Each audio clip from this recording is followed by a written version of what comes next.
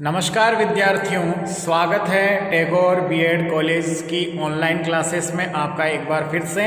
और मैं अंबुज कुमार शर्मा आज आपको ईपीसी 3 जो बीएड पाठ्यक्रम के द्वितीय वर्ष में आपके एक विषय के रूप में है और क्रिटिकल अंडरस्टैंडिंग ऑफ आईसीटी का आज हम चर्चा करने जा रहे हैं। Information communication technology in education, तो इसके बारे में आज हम चर्चा करेंगे। तो इसका जो पीडीएफ है वो पीडीएफ भी मैं आपको प्रोवाइड करवा दूंगा क्लास के बाद में, तो ध्यानपूर्वक आज सुनिएगा और आशा करता हूँ कि आपको ये टॉपिक बहुत ही समझ में आएगा। ये ईपीसी 3 है, इसमें थोड़ा सा ध्यान देने की बात है कि आपके 100 क्वेश्चंस जो इसमें आएंगे वो न्यू टाइप के आएंगे, यानी कि आपके इसमें बहुविकल्पी क्वेश्चंस इसमें आएंगे। तो आप इन्हीं की अच्छी तरह से तैयारी करें, इस पर फोकस डालें। तो शुरू करते हैं हम आज की क्लास। तो विद्यार्थियों, हम पढ़ने जा रहे हैं शिक्षा में सूचना एवं संचार प्रौद्योगिकी, information and communication technology in education. ये आपका ईपीसी 3 का पेपर है। आपने ईपीसी फर्स्ट और सेकंड जो है वो फर्स्ट ईयर में पढ़ा है। अब बीएड द्वितीय वर्ष में जो है आपके ईपीसी 3 और 4 जो है शामिल है। ईपीसी 3 के अंदर क्रिटिकल अंडरस्टैंडिंग ऑफ आईसीटी, तो शिक्षा में सूचना एवं संचार प्रौद्योगिकी, information and communication technology in education, इसका थोड़ी सी अवधारणा के बारे में हम पढ़ेंगे और अवधारणा के बाद में जो है इसका कंप्यूटर के बारे में पूरा एक तरह से परिचय इसका दे रखा है। इसमें परीक्षा के अंतर्गत मैं आपको बताना चाहूँगा कि परीक्षा के अंतर्गत इसमें जो है वो 100 ऑब्जेक्टिव टाइप क्वेश्चंस आते हैं और 100 ऑब्जेक्टिव टाइप क्वेश्चंस को समझने के लिए, उनके उत्तर देने के लिए आपको इसकी अवधारणा से परिचित होना बहुत ही ज़रूरी है। तो सबसे पहले मैं शुरू करता हूँ कि एक देखिए, हमने देखा कि ये चीज़ क्या है, सूचना तकनीकी क्या करता है। देखिए, सबसे पहले हम शिक्षा को समझते हैं। शिक्षा क्या है? शिक्षा का जो मूल उद्देश्य होता है वो है विद्यार्थी के व्यवहार में परिवर्तन करना। अब विद्यार्थी के व्यवहार में परिवर्तन करना, यहाँ पर जो लाइन दी गई है कि विद्यार्थी के व्यवहार में परिवर्तन करना, तो ये जो लाइन है विद्यार्थी के व्यवहार में परिवर्तन, इसमें मैं एक बात और जोड़ना चाहूँगा, वांछित परिवर्तन।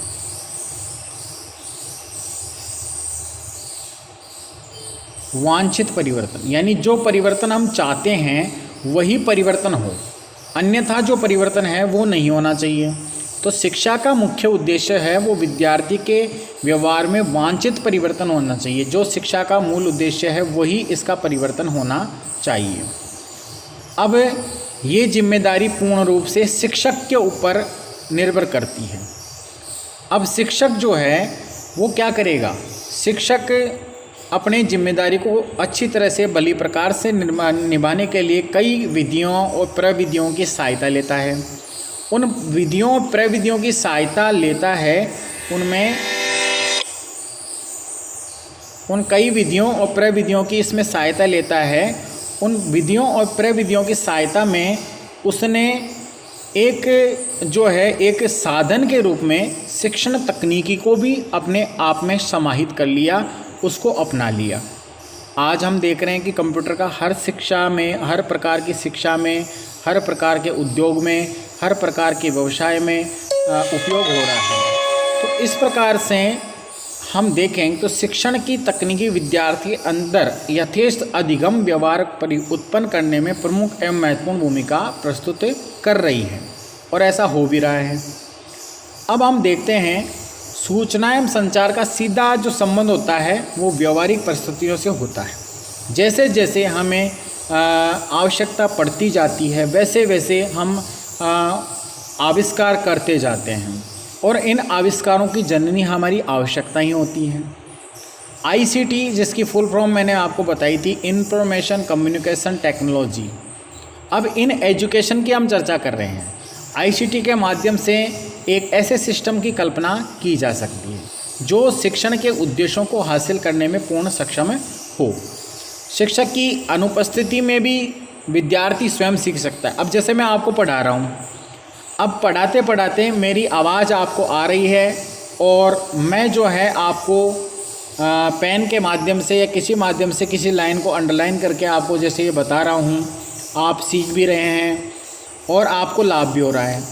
लेकिन कई बार क्या होता है, कुछ देर के लिए, ये थोड़ा मनोविज्ञान में लेके चलूँगा मैं आपको, कि कुछ देर के लिए अपना जो दिमाग है वो दूसरी साइड में चला जाता है।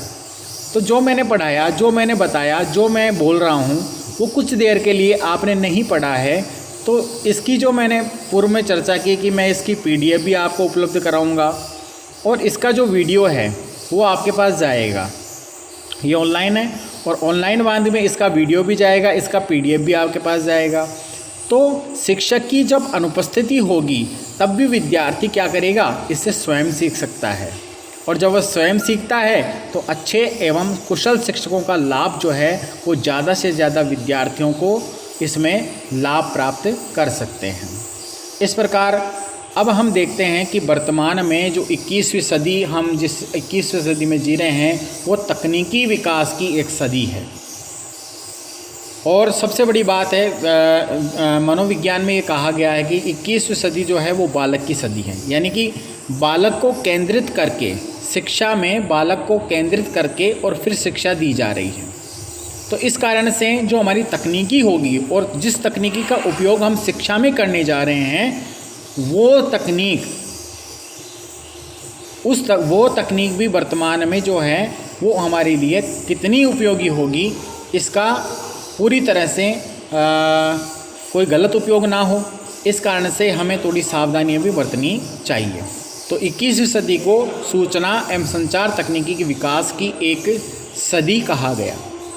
सूचना संचार तकनीकी ने आज संपूर्ण विश्व को वैश्विक गांव यानी कि ग्लोबल विलेज में बदल दिया। यानी संपूर्ण जिस पुरानी प्राचीन भाषा को हम लेकर आए कि वसुदेवम कुटुंबकम, वो वसुदेवम कुटुंबकम की भावना इस तकनीकी के कारण आज एक हो गए। हम झट से अमेरिका चले जाते हैं, झट से आपने अमेरिका सर्च किया और अमेरिका आपके सामने नक्शे में आ जाता है।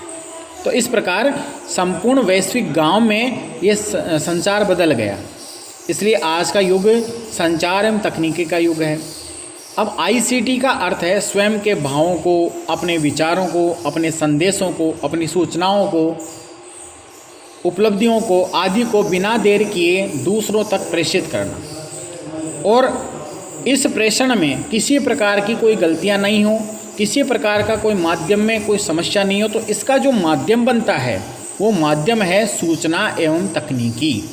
तो आपको समझ में आया कि हमें भावों, ये देखिए हमने भावों की चर्चा की, विचारों की चर्चा की, हमारे संदेश, हमारी सूचनाएं, हमारी उपलब्धियां, इन्हों को हम बिना देर किए दूसरों तक प्रेषित कराएंगे। तो वो किस प्रकार कराएंगे, हम संचार के द्वारा और तकनीकी के द्वारा इनको हम जो हैं वो दूसरों तक प्रेषित करेंगे।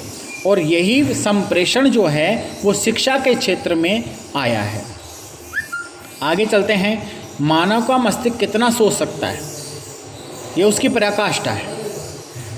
कंप्यूटर, इंटरनेट, ईमेल, कॉमर्स, ई एजुकेशन, मोबाइल, न जाने कितनी ऐसी प्रणालियां हैं जिन्होंने मनुष्य के जीवन को न केवल आसान व सुगम बनाया अपितु श्रम शक्ति के समुचित अधिकतम उपयोग का मार्ग प्रशस्त किया है।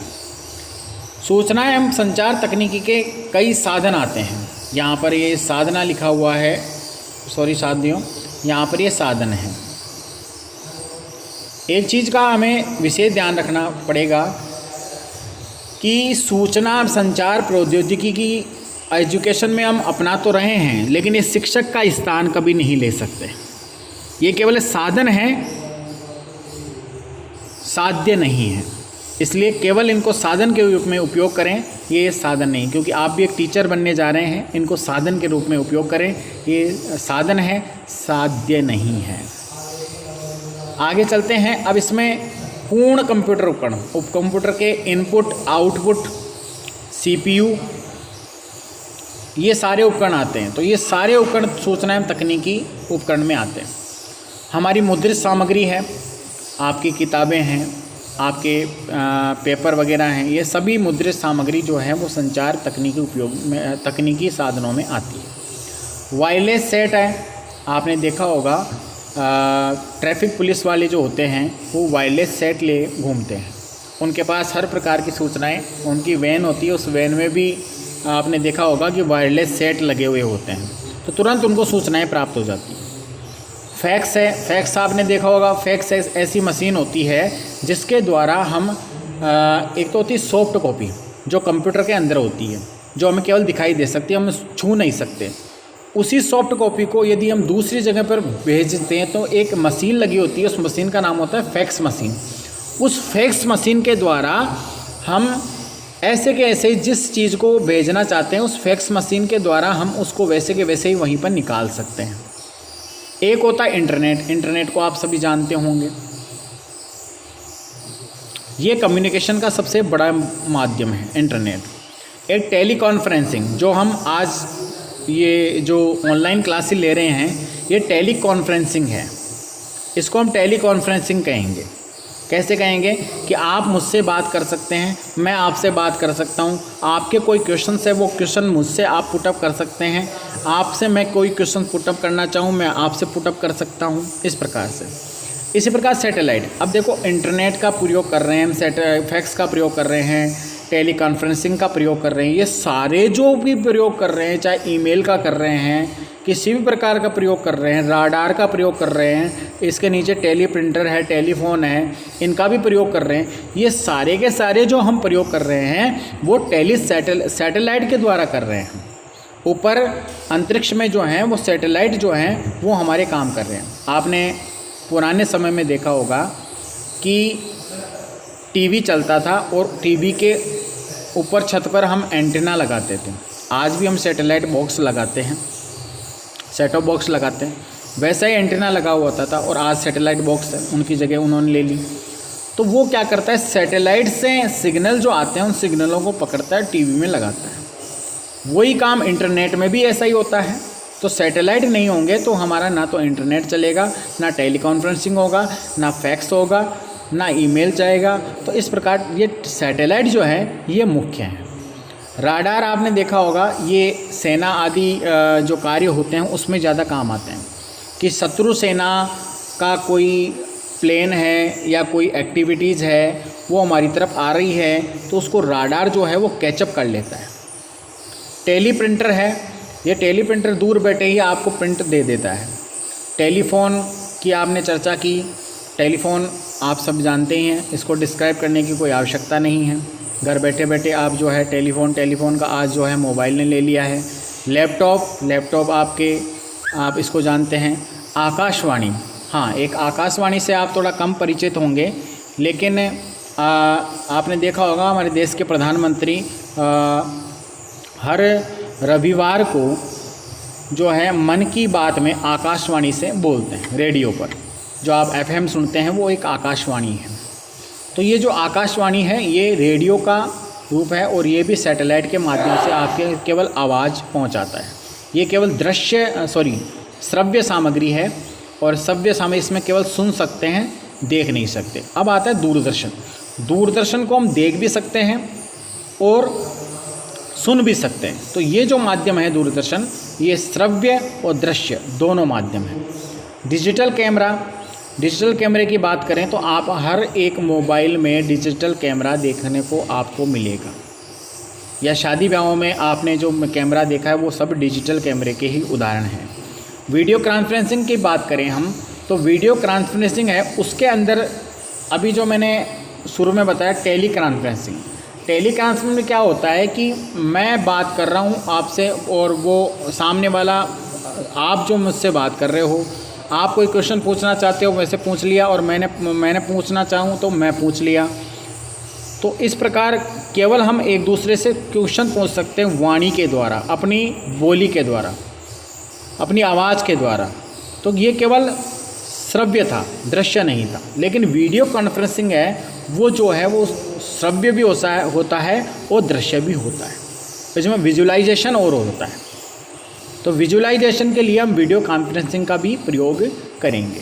तो ये कुछ उपकरण थे जो इंफॉर्मेशन कम्युनिकेशन टेक्नोलॉजी का उपयोग करते हैं। और इन सारे उपकरणों का प्रयोग जो है हम इंफॉर्मेशन कम्युनिकेशन टेक्नोलॉजी जो है, इन सारे उपकरणों का प्रयोग हम एजुकेशन में करने जा रहे हैं और करते रह रहे हैं। 21वीं सदी में इसका उपयोग और भी तेज़ गति से हम करने जा रहे हैं। अब आपके मन में कुछ सवाल उठ रहे होंगे कि सर सूचना क्या है। देखिए, एक होती है डाटा। डाटा क्या होता है, जैसे मैं एक उदाहरण देता हूँ। है राम जाता है घर, हे राम जाता है घर। मैं आपको लिखकर बता देता हूँ। लिखा हुआ है हे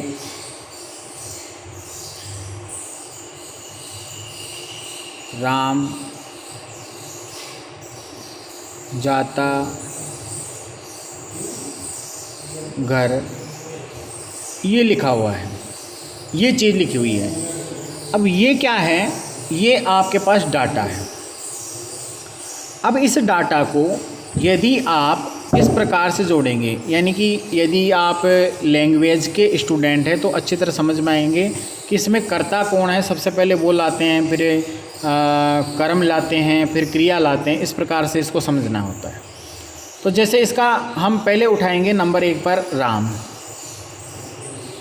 राम, फिर लाते हैं घर, फिर लाते हैं जाता है।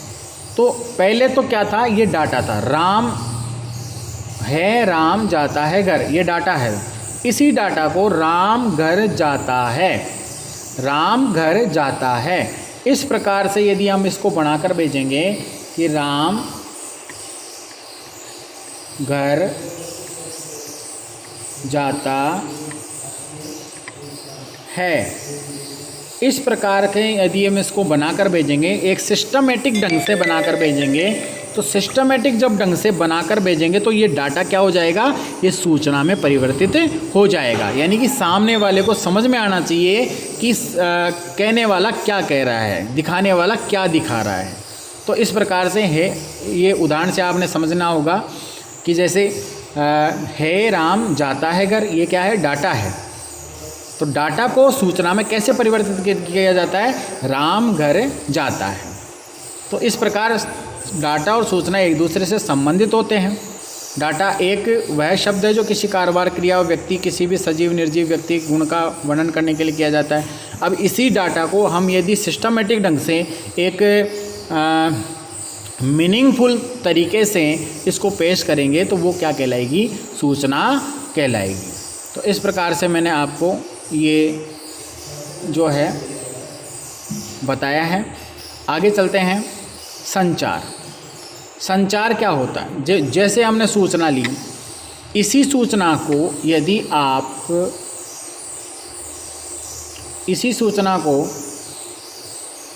यदि आप किसी एक व्यक्ति से, जैसे मैं व्यक्ति हूँ और आप स्टूडेंट हैं, मैंने अपने किसी भी प्रकार के भावों या शारीरिक मुद्राओं या मौखिक प्रतीकों का मतलब होता है जैसे अरे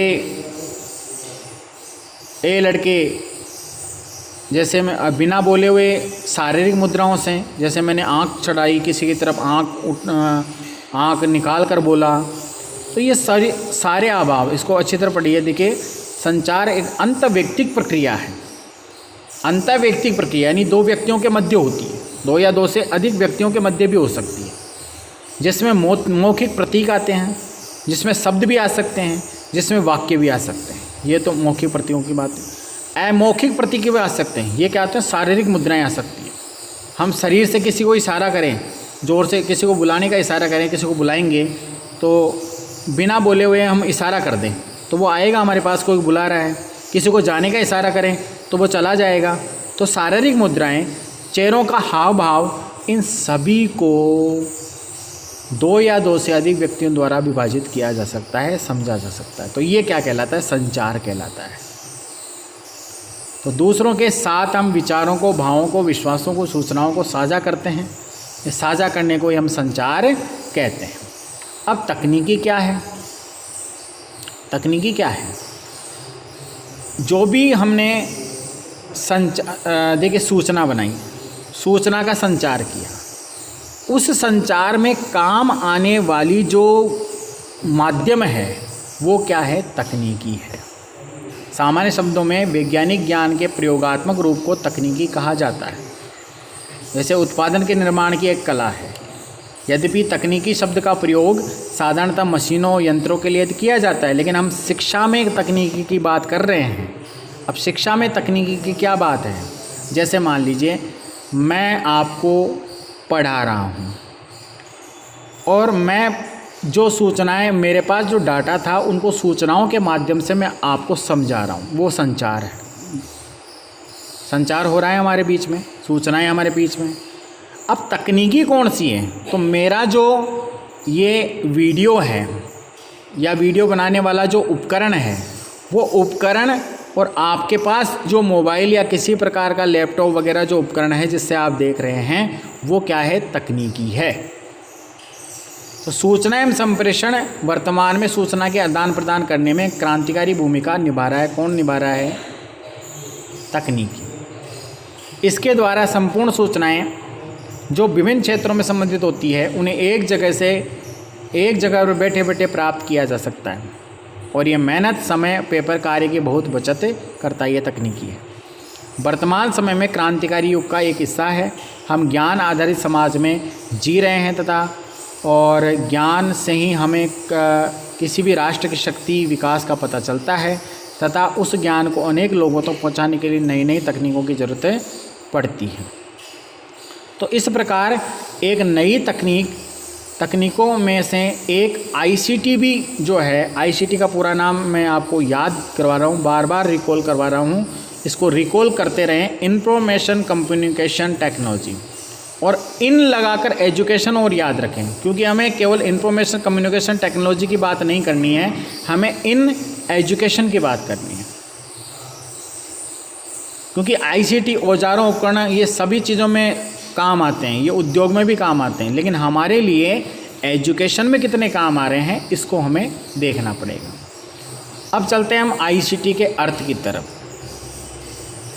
तो आईसीटी का जो अर्थ है, देखिए, मानव परिस्थिति के अनुसार प्रत्यक्ष अप्रत्यक्ष दोनों माध्यम से शिक्षा व ज्ञान प्राप्त कर सकता है मानव। कभी किसी कारणवश कोई विद्यार्थी प्रत्यक्ष रूप से यदि ज्ञान प्राप्त नहीं कर पाता है, ऐसी स्थिति में अप्रत्यक्ष रूप से अपना ज्ञान प्राप्त कर लेता है। अब अप्रत्यक्ष तरीके से ज्ञान प्राप्त करने में कई रूप हो सकते हैं, जैसे पूछकर, किताबों से, पत्र पत्रिकाओं से, चित्र से, फोटो से, फिल्म से, वीडियो कॉन्फ्रेंसिंग से, या वीडियो बनाकर जैसे मैं आपको पढ़ा रहा हूँ उस माध्यम से, रेडियो से, कंप्यूटर से आदि से। अतः संप्रेषण एक द्विमार्गी प्रक्रिया है। द्विमार्गी कैसे? मेरे में, अब मैं और आपसे मैं चर्चा कर रहा हूँ तो ये क्या है? संप्रेषण है। तो संप्रेषण द्विमार्गी होता है। संप्रेषण की सहायता से हम अपने विचारों और जानकारी को एक दूसरे के साथ बांटते हैं। संप्रेषण में सूचना स्रोत व सूचना प्राप्त करने वाले के बीच में आदान प्रदान होता है। इसके ज्ञान की वृद्धि होती है और इसके उपयोग में भी सहायता मिलती है। इस प्रकार सूचना एवं संचार दोनों को ही ज्ञान प्राप्त करने व ज्ञान प्राप्ति के तरीके को जानने एवं समझने के लिए आवश्यकता होती है। तो इस प्रकार ये जो सूचना संप्रेषण है, सूचना की हमने बात की, आईसीटी की हमने बात की। ये आईसीटी एक तरीका है जिसके माध्यम से एक संप्रेषण हमारे बीच में होता है। कई परिभाषाएं इनके समझ में आती है, जैसे सूचना एवं संचार तकनीकी का आशय संचार के साधनों की व्यवस्था के कुशलतम संचालन से। ऐसा नहीं है कि देखिए आप टीचर बनने जा रहे हैं, और सूचना एवं संचार तकनीकी का आशय संचार के साधनों की व्यवस्था के कुशलतम संचालन से हैं, जो सूचनाओं को एक स्थान से दूसरे स्थान तक भेजने में मदद करती है। यानी इंफॉर्मेशन कम्युनिकेशन टेक्नोलॉजी जो क्या करती है, वो सूचनाओं को एक स्थान से दूसरे स्थान तक भेजने में मदद करती है। दूसरी बात क्या है? सूचना एवं संचार तकनीकी अभिप्राय उस समस्त संचार के व्यवहारिक प्रयोग की ओर संकेत करती है जो मानव कल्याण तथा जरूरत की पूर्ति हेतु सूचनाओं का आदान प्रदान करती है। देखिए, बातें दोनों एक ही हैं। सूचनाओं का आदान प्रदान दोनों में हो रहा है, संप्रेषण दोनों में हो रहा है, लेकिन इसमें मानव कल्याण की भावना ज़रूर आती है, क्योंकि हमने चर्चा पूर्व में की कि information communication technology in education, हम इन एजुकेशन की चर्चा कर रहे हैं, और इन एजुकेशन की हम जो चर्चा कर रहे हैं उसमें मानव कल्याण निहित है, और मानव कल्याण के साथ साथ उसमें विद्यार्थी का व्यवहारगत परिवर्तन, और व्यवहारगत परिवर्तन भी कैसा, वांछित व्यवहार परिवर्तन होना आवश्यक है, और वांछित व्यवहार परिवर्तन होगा तभी हमारा information communication technology in education जो है वो सहायक होगा। तो आज के लिए विद्यार्थियों इतना ही, और आशा करता हूँ आपको ये बहुत ही अच्छी तरह से समझ में आया होगा, इसकी अवधारणा आपको अच्छी तरह समझ में आई होगी।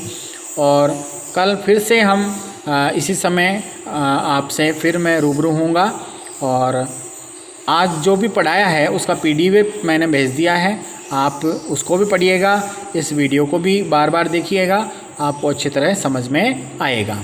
तो टैगोर B.Ed कॉलेज आपको हमेशा ये प्रोवाइड करवाता रहेगा सुविधा के लिए, और ऑनलाइन क्लासेस में आपका बहुत बहुत हमेशा स्वागत रहेगा। बहुत बहुत धन्यवाद, बहुत बहुत धन्यवाद।